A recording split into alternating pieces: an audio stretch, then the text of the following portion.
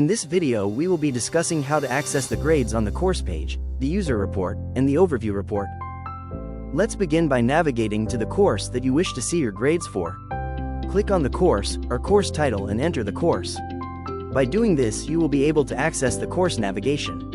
Locate the Grades option and click on it. When this is done, you'll be greeted with the User Report. This is a visual display of the grades that you possess in relation to the specific course page that you are on. All of the course assignments and your grades on these assignments will be found in this section.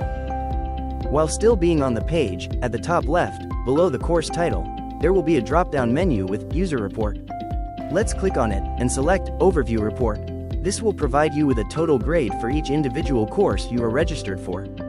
Clicking on any one of these courses will also direct you to the User Report page of that course. With this tutorial, you now know how to access the grades on the course, the user report, and the overview report.